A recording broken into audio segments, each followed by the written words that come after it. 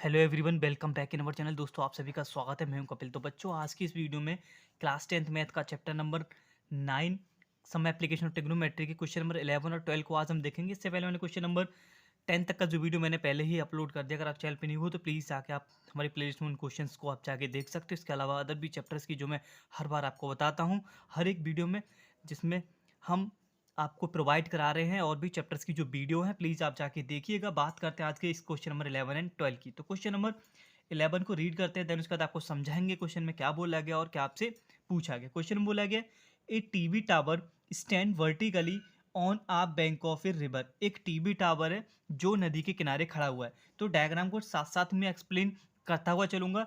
A B आपका एक tower है, ठीक है ना, नदी के इस पॉइंट पे खड़ा हुआ है रिवर के, ठीक है, ए बी टावर है।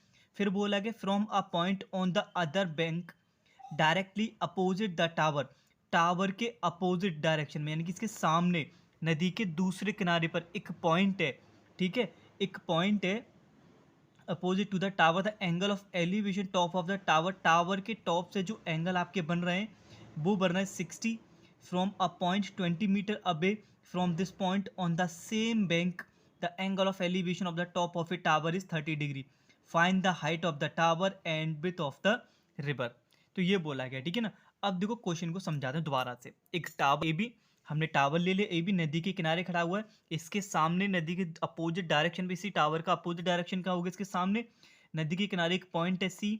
उसका टावर के टॉप से जो एंगल बन रहा है 60 डिग्री बन रहा है। फिर क्या बोला गया, इसी पॉइंट से 20 मीटर अबे फ्रॉम द टावर। इस जो पॉइंट था आपका सी पॉइंट से टावर से 20 मीटर दूरी पर एक और पॉइंट है, वो हमने ले लिया डी। और उसका उस टावर के टॉप से जो एंगल बन रहा है वो 30 डिग्री बन रहा है, ठीक है ना। अब ये जो पॉइंट है डी, पहले वाले पॉइंट से 20 मीटर दूरी पर है, टावर से 20 मीटर दूरी पर है। अब हमने यहाँ से यहाँ तक की जो लेंथ है ए से सी, वो मैंने एक्स ले लिया है, और टावर की जो हाइट है वो मैंने यहाँ पे एच ले रखी है। जैसा हर एक क्वेश्चन में हम करते आ रहे थे, पहले छोटे ट्रायंगल में जाएंगे, देन उसके बाद बिग ट्रायंगल में जाएंगे, ठीक है।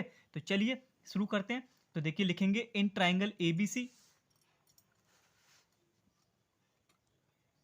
इन ट्रायंगल ए बी सी, तो हम लगाएंगे tan 60 degree is equal to perpendicular upon base. Perpendicular आपका कितना, एच अपॉन एक्स हो जाएगा यहाँ पे। So now we will write h upon x. Okay, तो टेन 60 का जो वैल्यू होता है वो आपका होता है root three equals to h upon x. तो यहाँ से जो एच का वैल्यू है प्यारे बच्चों, वो निकल के आएगा x under root three, and this is called equation first. Okay, similar अब बड़े ट्रायंगल में आएंगे। बड़ा ट्रायंगल कौन सा, ए डी बी में। अब लिखेंगे in triangle A D B, in triangle A D और बी में सेम भाई 10। अब एंगल जो चलेगा वो 30 का चलेगा, टेन 30 इक्वल्स टू परपेंडिकुलर तो सेम रहेगा, हाइट एच अपॉन बेस। लेकिन बेस आपका यहाँ पे डबल हो जाएगा, यानी कि जो बेस है हमारा ए से डी रहेगा बड़े ट्रायंगल के लिए, और टेन 30 का जो वैल्यू होता है प्यारे बच्चों, वो होता है 1 upon under root three. H upon जो बेस था वो दो पार्ट में डिवाइड हो रहा है, 20 प्लस एक्स में। तो क्या लिखेंगे, 20 प्लस एक्स। पहले छोटे ट्रायंगल के लिए बेस ओनली एक्स था, अब बड़े के लिए जब बात करेंगे एक्स प्लस आपका 20 हो जाएगा, ठीक है ना। अब यहाँ से कैलकुलेशन हमें करना है, तो क्रॉस मल्टीप्लीकेशन होगा 20 plus x is equal to h under root three. और आप फ्रॉम इक्वेशन फर्स्ट से आप बोलोगे एच का जो वैल्यू है वो हमारा कितना है यहाँ पे, 20 plus x is equal to x under root three. H का हमने यहाँ पे वैल्यू को रिप्लेस कर दिया फ्रॉम फर्स्ट। ओके, ये रीजन आप वहाँ पे दे देना, ठीक है ना। फ्रॉम फर्स्ट हमने क्या किया, एच का value x under root three यहाँ रख दिया। अब बची हुई सिंपल सी कैलकुलेशन, एंड आई होप इतना आप सभी लोगों को आता होगा। तो ये हो जाएगा हमारा 3x। ओके, x को लेके जाऊंगा मैं राइट हैंड पर, so now we will get 20 is equal to 3x minus का x and 20 is equal to 2x। तो x का जो वैल्यू आएगा प्यारे बच्चों, वो आपका आएगा 10 मीटर, यानी कि नदी से वो कितनी दूरी पर था, पहला पॉइंट 10 मीटर पर। और आपसे टावर की हाइट पूछी गई है, तो इक्वेशन फर्स्ट की तरफ मूव करेंगे, x का वैल्यू हम यहाँ रख देंगे इक्वेशन फर्स्ट में। तो कितना हो जाएगा, 10 अंडर रूट थ्री, उस टावर की हाइट आपकी हो जाएगी। तो ये थे हमारे दो पार्ट, दो चीज़ें जिनकी आपसे वैल्यू पूछी गई थी, कितनी दूरी पर था और उस टावर की जो हाइट है वो आपको यहाँ पे बतानी है, 10 अंडर रूट थ्री। तो एंड आई होप आपको ये क्वेश्चन समझ आ गया होगा। तो चलिए अब बात करते हैं क्वेश्चन नंबर 12 की। तो ये रहा आपका क्वेश्चन नंबर 12।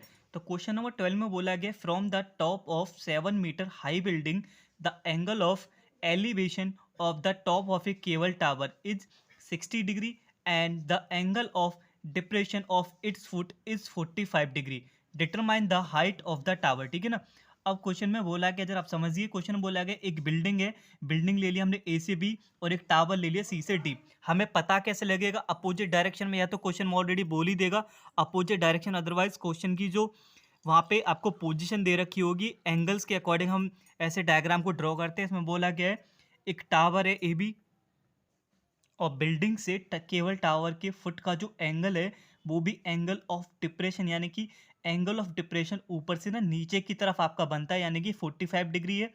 और फिर बोला गया है, अब देखो आप क्वेश्चन बोला क्या गया, and top of a cable tower is 60 degree. Angle of elevation top of a cable tower के जो टॉप का जो एंगल है बिल्डिंग के टॉप से, बिल्डिंग का टॉप और टावर का टॉप, यानी कि दोनों अपोजिट डायरेक्शन में होंगे। बिल्डिंग अगर हमारा यहाँ पे और टावर हमारा यहाँ पे, तभी तो टॉप से टॉप का जो एंगल बनेगा।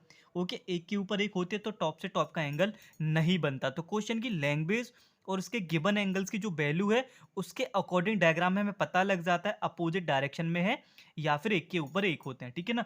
टावर के टॉप और बिल्डिंग के टॉप का जो एंगल है वो 60 डिग्री है। ओके, एंड फिर बोला गया टावर के, ये देखो आगे यहाँ बोला गया था angle of depression. Angle of depression यानी कि ऊपर से नीचे की तरफ जो एंगल बनेगा अब वो बन रहा है 45 डिग्री का। ठीक है, इट्स 2 फुट। बिल्डिंग के टॉप से टावर के फुट का एंगल ऑफ डिप्रेशन कितना बन रहा है 45, यानी कि ये एंगल आपका 45 है।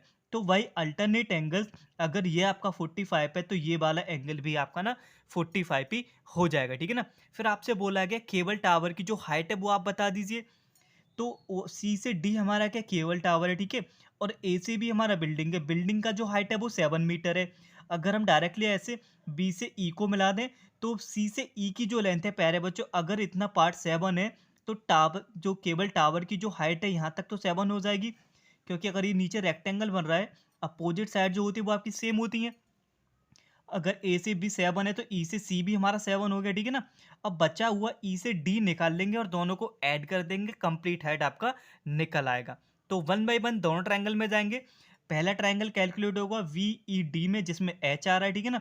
फिर निकालेंगे ए बी सी में। ठीक है, तो टोटल हाइट कैसे लिखा जाएगा, देखो मैंने यहाँ पे थोड़ा सा लिख रखा है, इतना आपको लिखना भी पड़ेगा। ए बी हमारा बिल्डिंग है, सी से डी हमारा टावर है, सी से डी की वैल्यू ही हमें बतानी है। सी से डी हमारा 2 पार्ट में यहाँ पे ब्रेक हो रहा है। किस किस में हो रहा है? डी से ई प्लस ई से सी में, यानी कि एच प्लस 7 में, क्योंकि ये 7 था तो इतना पार्ट हमारा 7 निकल आया, तो एच प्लस 7। अब टोटल जो हमारा वर्क रहेगा वो एच निकालने की कोशिश की जाएगी। तो चलिए सॉल्व करते हैं इस क्वेश्चन को। पहले लिखेंगे in triangle B P D में। ठीक है ना, in triangle B P D, in triangle B P D में। ठीक है ना, क्या लिखेंगे? 10 60, क्योंकि परपेंडिकुलर और बेस की हाइट बात हो रही है तो इसीलिए हम 10 को लेके चल रहे हैं, अदरवाइज हम साइन कॉस को लेके चलेंगे डायमेंशन के अकॉर्डिंग जो ट्रायंगल में वहाँ दे रखी होंगी। यहाँ पे हाइट की बात हो रही है तो 10 60 is equal to h upon, okay, 10 60 is equal to h upon क्या होगा? V E. क्या होगा? H upon B. ई हमारा बेस का काम करेगा। अच्छा जरा एक बात बता दीजिए, ए से सी अगर हमारा एक्स है तो बी से ई भी हमारा एक्स हो जाएगा, बिकॉज ये हमारे रेक्टेंगल बन रहा है, अपोजिट साइड इक्वल होती है। तो 10 60 का जो वैल्यू होता है वो होता है √3 इक्वल्स टू एच अपॉन, इसको बी ई को लिख दूंगा मैं एक्स। तो यहाँ से जो हमारा जो एच का वैल्यू है प्यारे बच्चों वो निकल के आएगा H is equal to x√3। अब इसको बोल देंगे हम equation first. Okay, and similar इस वाले ट्रायंगल में आएंगे, ट्रायंगल ए बी सी में। अब यहाँ लिखेंगे in triangle A B C, angle कितना बन रहा है आपका? 45 का। 10 45 degree is equal to perpendicular, यानी कि इसकी जो हाइट है वो 7 है, एच अपॉन बेस कितना? एक्स। तो यहाँ से जो 10 45 की वैल्यू होती है वो होती है 1, और 7 अपॉन एक्स, जो एक्स का वैल्यू है प्यारे बच्चों वो आपका आ गया 7 मीटर। ओके, और आपसे हाइट ही ना पूछा गया है तो देखो यहाँ से एच कितना आ गया पहले तो ये बता दो। अब एच की वैल्यू मैं निकाल सकता हूँ, 7 आ गया, यानी कि 7√3। ये जो वैल्यू है मेरी सिर्फ डी से ई की निकली, जो हमने एच सपोज कर रखा था, हमें चाहिए पूरा केबल टावर का, यानी कि दोनों को ऐड कर देंगे। तो लेंथ ऑफ केबल टावर यहाँ लिखेंगे सी डी इक्वल्स टू, हमारा हो जाएगा H+7 था ना ऊपर, कितना था H+7, और जो H का वैल्यू हम निकाल चुके हैं अब 7/√3 प्लस का 7। अब आप यहाँ से 7 कॉमन ले लीजिए और यही ना आपका आंसर यहाँ पे हो जाएगा 3 + 1, और जो मेजरमेंट है उसमें लिख देंगे, मीटर है तो मीटर में, सेंटीमीटर है तो सेंटीमीटर में। तो ये था हमारा आज का सेशन जिसमें हमने देखे क्वेश्चन नंबर 11 और 12। उम्मीद मैं आपसे करता हूँ आपको सब कुछ समझ आ गया होगा। तो अगर कोई भी डाउट है तो प्लीज़ आप इस वीडियो को ना वापस से आप प्ले करके समझ सकते हो। तो चलिए मिलते हैं अगली वीडियो में नेक्स्ट क्वेश्चन के साथ। तब तक के लिए धन्यवाद, take care and wait for the next video.